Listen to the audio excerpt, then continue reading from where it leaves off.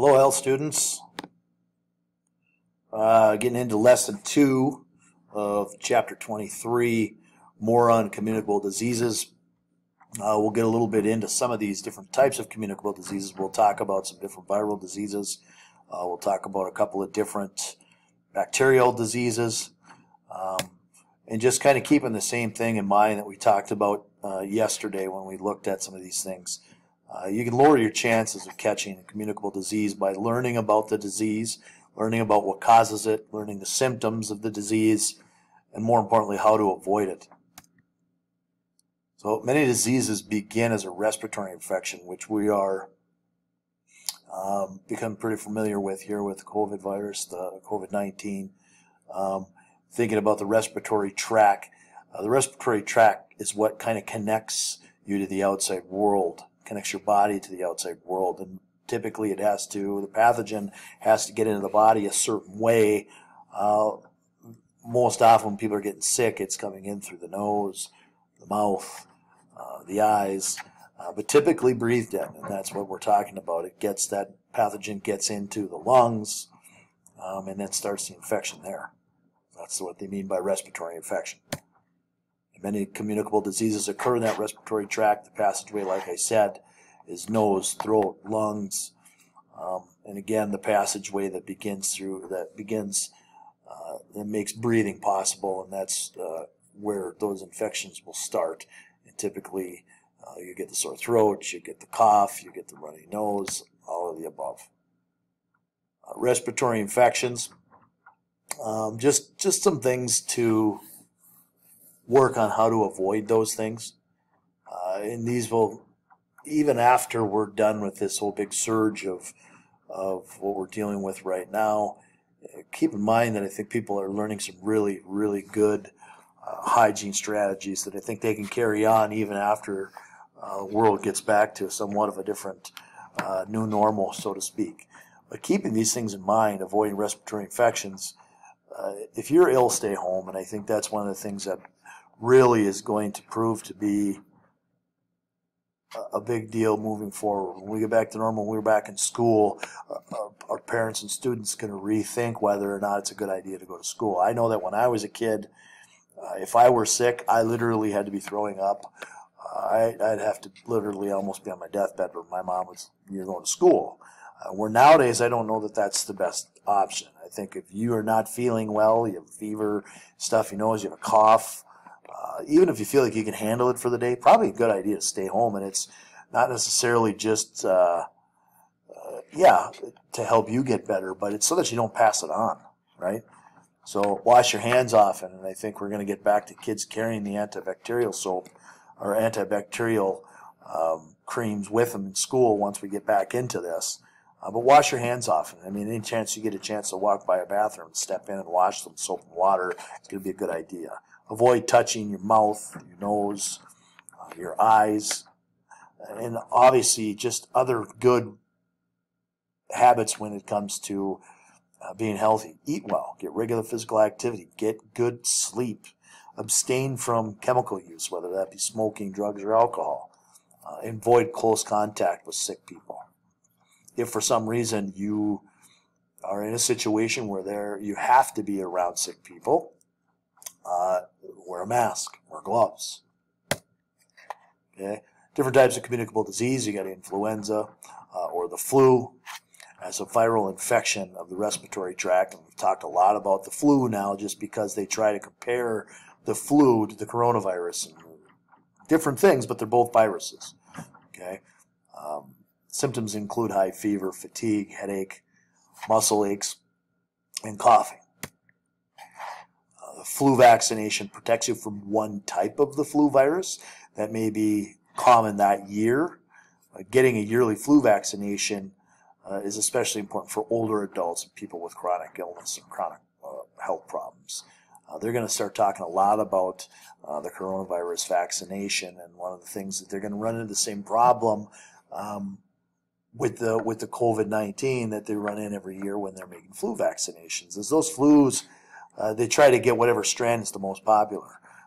You might get something that can protect you from another strand, but just like anything else, a virus is going to mutate and it's going to change. It's nearly impossible to completely keep up with that. So yeah, you may think when they come out with a vaccination for COVID-19, oh, I'm going to get the vaccination, I'm not going to get it.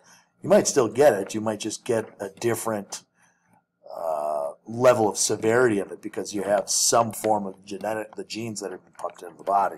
So keep in mind that just because you get a vaccination doesn't mean you're not going to get sick. It means that you're going to lower your chances of getting sick. Pneumonia. In severe cases, the flu can lead to pneumonia. Symptoms of pneumonia are similar to that of the flu. And what they're talking about, whether that be COVID-19 or the flu or any other kind of respiratory tract infection, is regardless of what the original infection was, pneumonia, if you're not taking care of yourself when you're sick or getting well soon, pneumonia can set in. So that can be the cause, and that's happening with some people that have had COVID-19, is their lungs have gotten so damaged to the point where there's fluid buildup, and now there's fluid buildup, there's pus buildup, there's liquid in those air sacs, and pneumonia can set in. Pneumonia, an infection of the lungs in which the air sacs fill with pus and other liquids. And that just, when they say fills with pus, that means it's just an infection. That's just like any other tissue in the body, where if you were to get a cut or a scrape on your arm and that gets infected, what's it fill up with? It fills up with pus. Okay, pneumonia. Viral pneumonia is sometimes treated with antiviral drugs. Okay, but bacterial pneumonia, if diagnosed early enough, can be treated with antibiotics. Keep in mind that antibiotics really are taken when somebody's got a bacterial infection of some sort. There's only certain few cases where taking an antibiotic could potentially help with something that's considered viral, but typically people are taking antiviral drugs if they've got a virus of some sort. Strep throat is a bacterial infection spread by direct contact with an infected person or sometimes through airborne transmission. Symptoms include a strep throat, usually a sore throat, usually a really sore throat, high fever, and large lymph nodes in the neck, which means those glands get really swollen. Check my time here quick. Okay, we got plenty. Tuberculosis, or TB, is a bacterial disease that usually attacks the lungs. Symptoms include fatigue, cough, fever, weight loss, and night sweats. And tuberculosis is another one of those things that if that gets out and about and turns into an epidemic, that could be something else that they would go and start closing schools for. So typically they've got vaccinations for things like that too, but they don't always work. Hepatitis. There are 3 common types of hepatitis. Hepatitis is a viral infection that causes inflammation of the liver. So whenever anybody gets hepatitis B or C or anything of that nature, you worry about the inflammation of the liver and cirrhosis being able to set in and harden the liver. So one symptom of hepatitis is jaundice. So somebody gets hepatitis and they start to, or they don't know that they have hepatitis, but they start to see symptoms of skin is turning yellow, or the whites of your eyes are turning yellow. That means they're jaundice. And that symptom could be something that somebody would see if they've contracted hepatitis. Okay, some people develop cirrhosis, like I said, the scarring of the liver, the hardening of the liver. Hepatitis A usually attacks the digestive system through contact with feces or an infected person. Common symptoms include fever, vomiting, fatigue, abdominal pain, and also jaundice. So typically hepatitis A, they're going to start to deal with some of these, you'll get some more of the stomach and abdominal things, and even diarrhea and things of that nature. Hepatitis B can be spread through sexual contact or contact with an infected person's blood. So it's usually intimate body fluids that are going to get spread these types of things, like I said, blood, or different types of internal fluids. It has symptoms similar to those of hepatitis A, but it can cause liver failure and cirrhosis as well. So hepatitis B, highly known also as a sexually transmitted disease as well, or sexually transmitted infection.